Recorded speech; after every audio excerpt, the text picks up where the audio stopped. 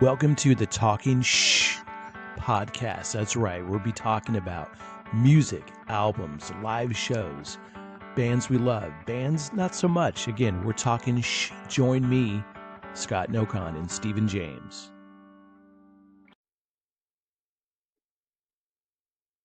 Hey guys, we are back. This is Scott and Stephen. Good, I got it right. Sometimes we're not sure what angle the camera's at, but here we are talking. And the topic is Mount Rushmore of heavy metal singers. So, we're going to break down the legends. We're going to list out a number of them, and then we're going to have to settle on the four right. That would sit on the mount. We're going to go big. We're going to go monumental, hence the mount. And we're going to carve out our very own Mount Rushmore of heavy metal singers. Think about it. The voices that define generations of fans, the front man who just didn't sing but became the face and fire of metal itself. From Ozzy to Ronnie James Dio to Bruce Dickinson, James Hetfield, maybe. Yeah. We're going to talk about it. We'll dive into history, the highlights, the heated debates. At least we'll have our debates. If they'll be heated or not, Stephen, we'll decide. But what always comes with a list like this, and at the end, we'll make the call, our final four. Agree with us or not, hater picks or not, let us know. That's part of the fun. So leave your comments when this is posted out on Spotify or YouTube, and wherever you can stream, we want to hear about it. So crank it up, grab your horns, and let's find out who really deserves to be immortalized in stone on the Mount Rushmore. And Rushmore I may have heavy to metal add, singers. I may have to add, it might be a hired gun. Maybe so. It could be. So, we're just going to list them out. Now, I will start first, and maybe this is, dare I say, the obvious ones. But this was kind of prompted. I don't know if you can see it. Kind of prompted. Actually, that kind of shows up. Looks good. From a post in the last week or so. And I go, that's kind of fun. That could be kind of a cool.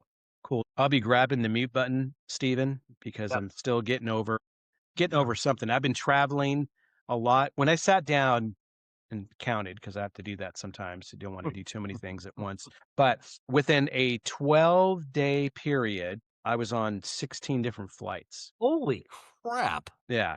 So that's a little bit too much. Yeah. So did I pick up something in the metal tube? Say 35,000 feet up in the air?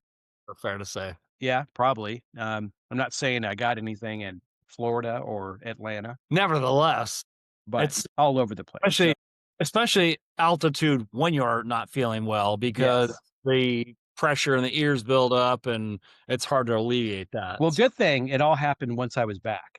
Like my last trip was Atlanta. I was able to go down there for the golf championship, PGA championship.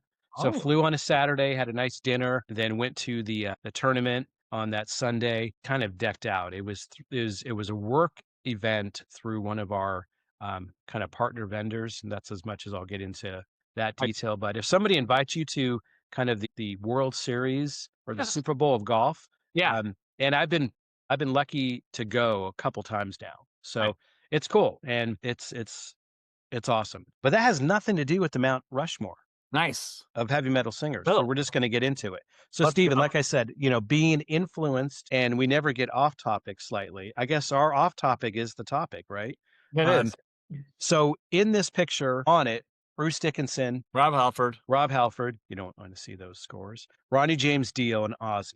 So that's what this artist thought was an appropriate I have selection. To agree. And here's the thing. I would not have thought of, we're going to go through this. And it's not just, recency bias, right? If we can throw that out there, as we record this on a fateful evening, I'm in the South and Stephen's in the West, and I have weather rolling in. So here we are in the dog days of summer, right? Yep. Let's go. There it is. Yeah, I almost made it. I truly am sorry you're feeling like. No, I'm glad you're getting better, but I'm sorry I feel like shit. I'm feeling it. So in that, what Ozzy would have been on my list on the Mount, before he died? Maybe not. But I say that more so as a much deeper appreciation of what he did, reflecting on everything that he accomplished. Certainly being a huge fan. We got a cat in the picture. being a huge fan of his music for many, many years in Sabbath, but more so as a solo artist, as we've talked about in past episodes. I now do believe, Stephen, that representation of those four would be ones that I would agree with. Okay, and I get that. And when you go to forefront of musical singers, which, because I'm not a vocalist, backup vocalist, sure. When you see that Mount Rushmore of vocalists, it has more of a visual than is it true or is it not true? I have to agree that Ozzy has his own way of vocalizing, as do the three others. But when you listen to other vocalists, you're like going, well, maybe it could have been, is it popularity? What do you think? I mean, I think that's part of it. Yeah. If you, again, I'm going to focus on this picture a little bit, but I'm going to run through, some of the other guys. So is it like, again, Bruce Dickinson? So Iron Maiden, are they arguably one of the biggest heavy metal bands of all time? Yes, still selling out stadiums today. Never a big force on radio, but that's not saying much when it comes just to metal. That whole genre has never been adopted. Certainly, even if you go back to the early days of MTV, of the few metal bands that were played, Iron Maiden was one that was consistently played. So over the years, and they're embarking on their 50th anniversary right now, Maiden, you can't help but think, and I know, I guess because he doesn't have, well, he probably has other things, I was going to say better, but talk about just the staying power of Bruce Dickinson. He's doing a solo tour. Yeah, absolutely. And so that's going on right now too, and that's a good 2-hour set. And I saw some pictures posted the other night. I haven't heard any audio, but if it's anything close to the audio I've heard from the Maiden tour that was over in Europe, he had maybe 2 weeks off, did some rehearsals with his solo band, and right out. So that alone, the staying power. Yeah. And another thing too is that, and he'll talk about in interviews I've seen, is that they don't detune, right? So we hear bands that I'm not going to name any names of bands that do that, but they detune so that the singer can hit those notes. Fine. I mean, it's what it is. I don't care if it's somebody popular, like you and I are going to have a total agreement on one singer that is the staple to me of heavy metal. It's amount of what you can do and what you're still doing and how you're doing it. I don't give a shit. You're still pulling it off. Heavy metal, dude. Absolutely. The next guy listed, next rock god, and he is the metal god, right? Rob Halford. Yeah. So I saw Rob Halford, it would have been just about 2 years ago in Vegas. Phenomenal show. He brought it. Saw them back their side. That's a t-shirt from 1984, the Irvine Meadows show. In July, right around the Olympics, if you can kind of get close to it's the Olympics. Whatever. Very, very limited, and that's the original. It's amazing that the size, and granted I was 14, it doesn't fit the same right now. So I think there's a problem with my closet. I gotta look into that. I could probably make it work, but in that, very funny. So 50 years from when they started, right? Sad Wings of Destiny, Rock-a-Rolla, right? To be precise, Sad Wings of Destiny, and then carried on. I guess I could have worn my Judas Priest shirt tonight, but they are Judas Priest, Alice Cooper, and Corrosion of Conformity are playing September 21st. Wow. Just down the street here at First Bank Amphitheater, which I've been really wanting to go to. So I'm like, well, I need to go. And why not go to see Judas Priest? Corrosion too, I'm looking forward to. I've seen Alice Cooper before. Again, I appreciate what he's been able to do. He's been, highly influential. Yes. Yes. For many years. Do I put him anywhere near the Mount Rushmore? No, but as an entertainer, absolutely. But Rob Halford. Yeah. I mean, again, going back to the 80s when you and I were seeing concerts when we were younger, seeing Judas Priest at in Los Angeles, it was like you just, there was no comparison at that point. Like, to me, it was like, shit, this is like the best heavy metal band I've seen. And then I go and see Iron Maiden the next year or the year prior. I'm like, shit, this is the best heavy metal band I've ever seen. But back in the days, Rob Halford truly killed it back in the 80s. Still one of the voices that reminds me a lot of Jeff Tate. Yeah. And early on, there was, I think maybe it was more cited, which we'll talk about. Well, we already talked about Bruce Dickinson, but did Queensryche kind of have more of a Maiden Judas Priest vibe, certainly on the EP? Yeah, they did. So certainly there's some influence in there. I don't think you can say heavy metal without saying Ronnie James Dio. It's just the voice, the power, the presence, everything about it. If you look at kind of the Godfathers, and since we led with Ozzy, I'll wheel him in. It's not like I'm dropping the last one. So Ozzy would be the fourth one as far as I mentioned. But if you got the Godfathers of Ozzy and Rob Halford, who kind of laid the blueprint, right, for generations, then you bring in the powerhouses of Ronnie James Dio and Bruce Dickinson. The soaring vocals define metal's golden era. We'll talk about some wild cards, and then we'll settle. Again, if we agree with the final four or not, that's okay. We'll make it. But I do like how they're kind of categorized in that powerhouse, because that's what you think. Sure. You hear Ronnie James Dio and Bruce Dickinson. It's the power. Do I have to rank one above the other? I don't know. I don't think we were asked to, right? I don't know. Is anybody asking? So I won't, but I'm just going to say I like kind of that setting of where they're at. For sure. Yeah.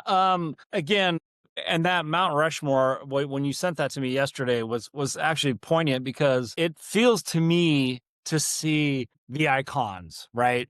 It's an iconic picture of, wow, these guys were probably the four that most described heavy metals, heavy metals in the 80s. But there are also a lot of newer singers, and I'm sure we'll get into that in part two, that probably could be part 2 or part 3 of Mount Rushmore. Right? I think so. Yeah. I like that tease, and we're always out there. We like to tease and please. And in a follow-up episode to this, who are the next 4? Who are the next 8? And Stephen, I'm not going to ask you to tip your hat on any of those, but I have a little bit of a sense of who you might mention based on the links that you've shared with me over time. So yeah, definitely I want to dig into that. I'm going to throw out some wild cards, controversial. Hey, let's be a little provocative on this show. So why not? In the Mount Rushmore, James Hetfield. Could you put James Absolutely. Hetfield in there? Absolutely. The force and power, obviously, with Metallica, the influence they had, the impact they still have today. Seeing them play 2 nights in a football stadium just back in May, with the pictures right behind me of each of those nights, it's impactful, it's influential. Could he find a spot on there? Possible. This one goes a little bit deeper, but I also think from a band overall sound and impact standpoint, Phil Anselmo from Pantera. Seriously. The aggression, and remember hearing the first time, Cowboys from Hell had some melody for sure to it, but then you get into Vulgar Display of Power and the subsequent releases after that, those literally hit you in the face. But they were selling too, and they were broadly accepted and viewed by many, many, many millions of fans. So absolutely. And because those 4 foundations, if we're starting from what we're talking about now, have influenced all of that, which you just mentioned. I mean, you think about all these different singers that have been influenced by Ozzy, by, Rob Halford, by, all these amazing singers. You could put 2 or 3 or 4 or 5 Mount Rushmores up and go, which one should it be at this point? I mean, Corey Taylor, I love his voice. Yeah. Yeah, I agree. You probably go, I don't want to listen to this guy anymore. I completely agree. I think for this episode, Stephen, maybe this will be a little bit shorter, but impactful as some of the others. And we'll definitely want to get into kind of the next 4 or 8. And I do like the fact that you mentioned Corey Taylor, because again, that was a whole set of influence and direction with Slipknot for sure, but then also what he's done in just his other ventures and really kind of stretching beyond it. So in there, definitely anyone we mention, once you kind of go, past the 4, maybe to the 20, we're probably going to mention somebody that is, any one of our listeners' favorite singer of all time. Sure, My personal, three favored, which I wouldn't, maybe I would be hard pressed to maybe put Jeff Tate on the Mount Rushmore, maybe ahead of Ozzy. I'm going to give a nod to Ozzy in this case, but John Bush is one of my favorites. Jeff Scott Soto. So those three have been the constant for me for many, many, many, many years that helped influence me. But I certainly recognize just from an overall presentation and representation within heavy metal, the four of Dio, Halford, Dickinson, and Ozzy. Yeah, absolutely. I mean, again, you nailed it on the head. That is true. There again, where we say how many Mount Rushmores could you land with what supplied these next vocalists, these younger vocalists to be able to push out, and it doesn't necessarily have to be style or high pitched or whatever they can hit. It's just how that they pull it off. I mean, for me, Corey Taylor, I mean, you listen to most of that Slipknot stuff and but the guy comes out into a melody in a song and he can sing. That's what first turned me on to Slipknot was that, oh my god, shit, this guy can fucking actually sing. Yeah, for sure. I was like, that's why I became a Slipknot fan, because of Corey Taylor. Totally understandable. And I know you sent me a link earlier. I listened to a little bit of it, but of a new Slipknot song, right? That's new, right? Well, it's actually old as part of their but okay, that's right. The new link, old song. That's what I get for opening it up work really quick. So there you have it. That's our take on the Mount Rushmore of heavy metal singers, whether you're raising your horns in agreement or screaming at the speakers because we left your favorite out. That's what makes these conversations fun, right? Absolutely. Steven, you threw in Corey Taylor. I threw in Jeff Tate. It's your turn now, guys. Listen and comment below. Comment below. Who's on your Mount Rushmore? Do you agree with our list? Is it somebody completely different? Again, Halford, Dickinson, Dio, Osbourne. Hit us up on Instagram, on Twitter, Facebook. We're there, but you can definitely on YouTube, once this is posted, leave your comments below. Send us a message. Tell us what you want to hear. What maybe are your list beyond that? We'll certainly do a reaction and comment based on that. Make sure you follow, rate, share, podcast, comment, do all that stuff. Send it to your friends. We appreciate all that. We got a lot more episodes lined up that's going to be talking about the music, the legends. Again, the additional 4, 8, maybe 12. Maybe there's Mount Rushmores, we'll kind of go into it. Maybe we hit on something that's more specific in thrash. Maybe we talk about something that's more specific to just the 80s. Hey, well, we'll keep coming back. We'll keep talking about it. We're back. We're back with a force. Yeah. So until next time, guys, in a minute. Thank you. Thank you. And we'll talk soon. See ya. Thanks again for tuning in to the show. We'll be back every week with a brand new episode. Make sure you check us out on Instagram at Talking Show, and also listen on Spotify or wherever you can stream a podcast. See ya.